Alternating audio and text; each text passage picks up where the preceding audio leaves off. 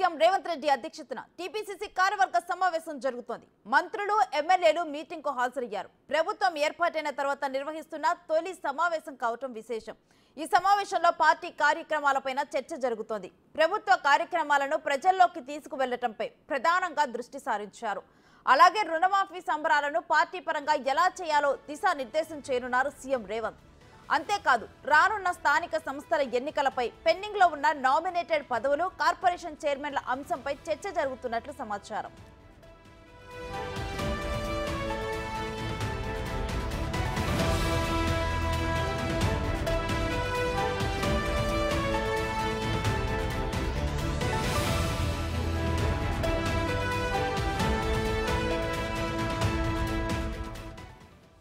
ఇదే అంశానికి సంబంధించిన డీటెయిల్స్ మా ప్రతినిధి సైదులు అడిగి తెలుసుకుందాం. సైదులు, ఈ సమావేశంలో ఏ అంశాలను చర్చిస్తున్నారు?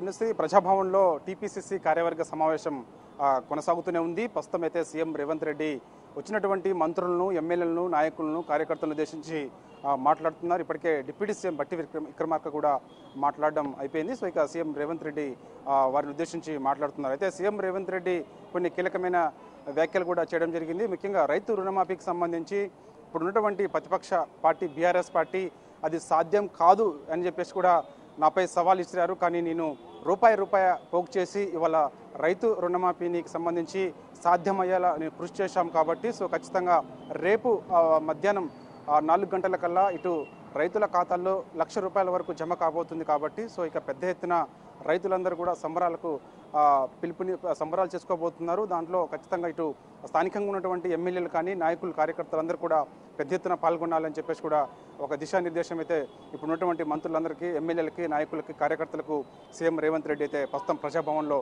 చూస్తున్నాం మనము. ఇక ముఖ్యంగా అదేవిధంగా ఇప్పటికే రైతు రుణమాఫీ చేస్తే ఖచ్చితంగా నేను రాజీనామా చేస్తానని చెప్పేసి మాజీ మంత్రి, సిద్దిపేట ఎమ్మెల్యేగా ఉన్నటువంటి హరీష్ రావు నాపై సవాల్ ఇచ్చారు. ఇవాళ నేను ఆగస్టు 15 కల్లా రైతు రుణమాఫీ చేసి తీరుతానని చెప్పేసి పార్లమెంటు ఎన్నికల సమయంలో నేను ప్రచారం నిర్వహించాను.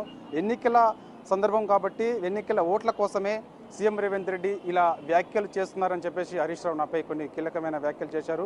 కానీ ఆగస్టు 15 కంటే ముందే నేను రైతు రుణమాఫీ చేసి చూపించానని చెప్పేసి కూడా తను చెప్తున్న పరిస్థితి కనిపిస్తుంది. సో ఇక హరీష్ రావు సవాల్కి సిద్ధమా అని చెప్పేసి కూడా ఇక రేవంత్ రెడ్డి కూడా ఇప్పుడు ఉన్నటువంటి మంత్రులని, ఎమ్మెల్యేలని, నాయకులను ఉద్దేశించి కూడా లోపల మాట్లాడినట్టుగా కూడా మనకైతే సమాచారం అయితే వస్తుంది. సో ఇక ఆగస్టు 15 కంటే ముందే ఆల్రెడీ రైతు రుణమాఫీ చేశాం కాబట్టి సో ఇంకా రానున్న స్థానిక సంస్థల ఎన్నికలు కూడా దగ్గరలో ఉన్నాయి కాబట్టి సో ప్రతి ఒక్క బూత్ లెవెల్లో ప్రతి కార్యకర్తకు కూడా మనం చెప్పాల్సిన అవసరం ఉంటుందని చెప్పేసి ఇప్పటికే డిప్యూటీ సీఎం చెప్పడం జరిగింది. అదేవిధంగా సీఎం రేవంత్ రెడ్డి కూడా చెప్తున్న పరిస్థితి కనిపిస్తుంది. ఇంకా లోపల ప్రజాభవన్లో సమావేశం కొనసాగుతూనే ఉంది.